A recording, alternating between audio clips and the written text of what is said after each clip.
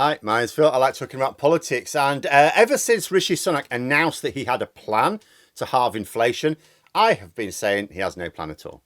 He was just expecting to take the credit for inflation naturally coming down. However, a very senior member of his own government, Foreign Secretary James Cleverly, has essentially admitted as much. They have no plan. They're just hoping someone else does their job for them. But first, if you'd like to be notified of daily news and politics, please subscribe to the channel. So I've said no end of times. If you look at Sunak's first two pledges, like if you didn't know anything about Sunak's government or anything like that, you're just coming in and you were looking at his first two pledges about halving inflation and growing the economy, and you understood that our inflationary problem is essentially caused by low supply, not excessive demand, you would think, yeah, you can achieve both of those by boosting productivity, by boosting production. If you boost production, particularly of the goods, of course, for which we're suffering low supplies, then you can reduce inflation because you bring the level of supply, if not right back up to demand, at least closer to demand. So, because how much you can reduce inflation depends on how much you can boost that production to get it up to the demand. But you will certainly reduce inflation. But because you're boosting production, meaning, of course, more sales, you will also be growing the economy. You achieve your first two pledges with the same plan. But this is not what Rishi Sunak is doing. In fact, Rishi Sunak is doing nothing at all. And his Foreign Secretary, James Cleverly, admitted as much in a BBC Radio 4 interview this weekend. He was asked what the Prime Minister's plan to halve inflation was.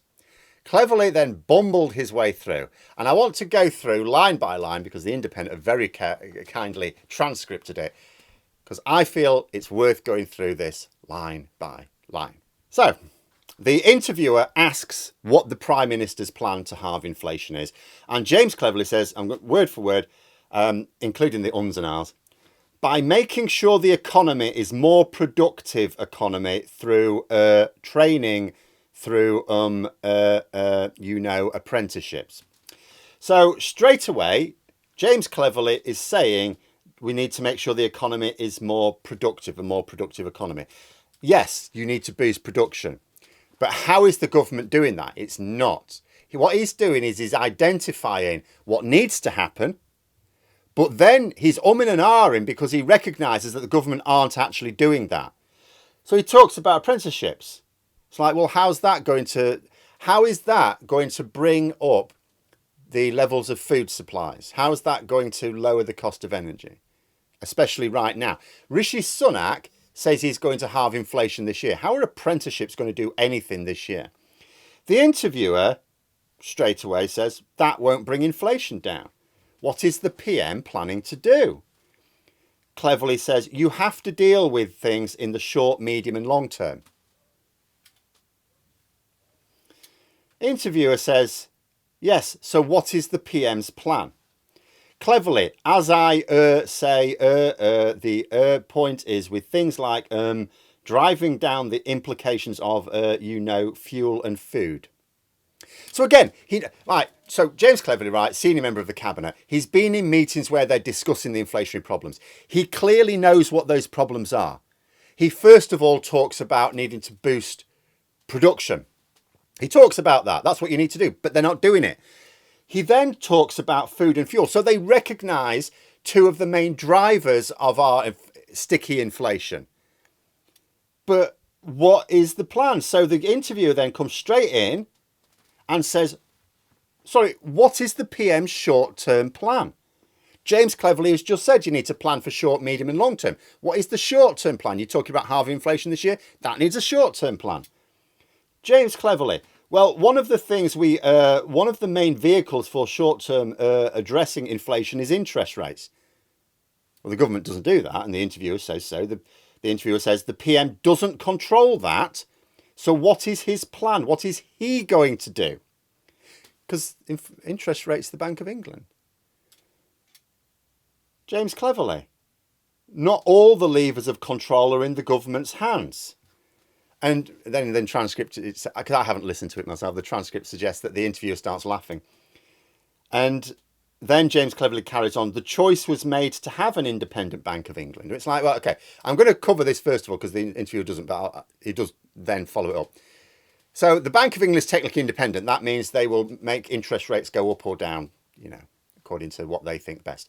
But they also have regular discussions with the government. So and also they're not independent to the point where the government can't overrule them.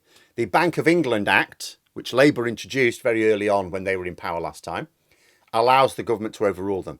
So what was happening before is the government would often fiddle with interest rates ahead of elections, making a right mess of the economy just for the electoral gain.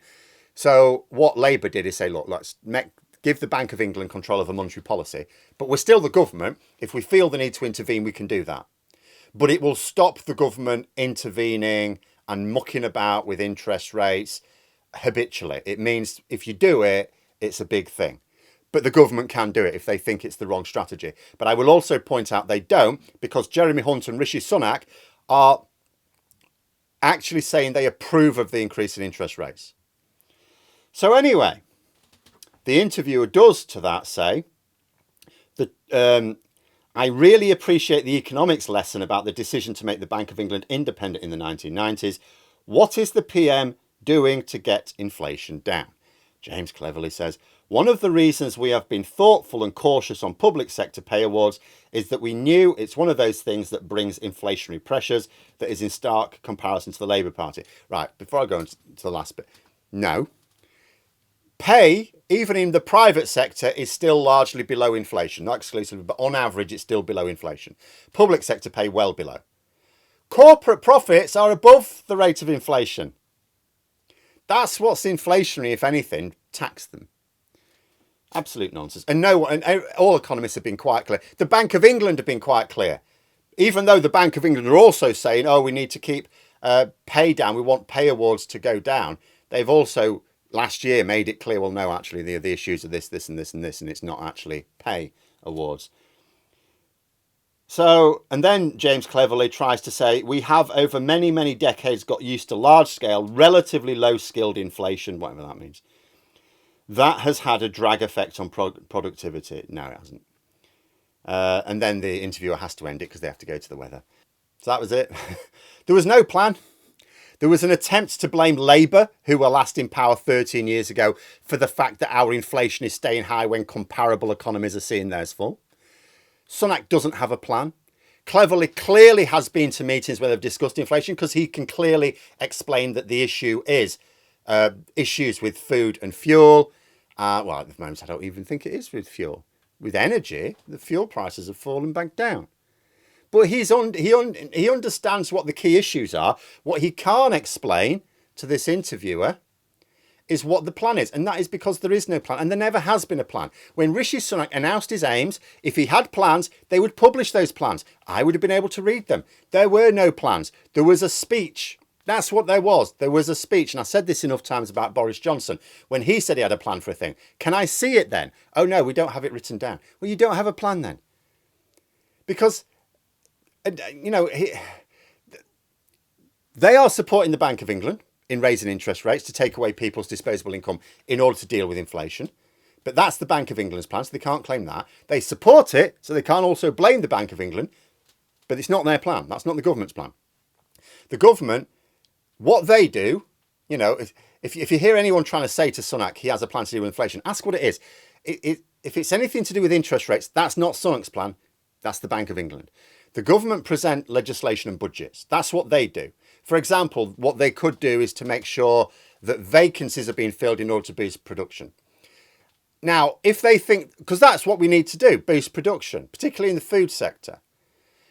We've got lots of shortages. Fill them. If they think they can fill them domestically, do that. Government, get involved.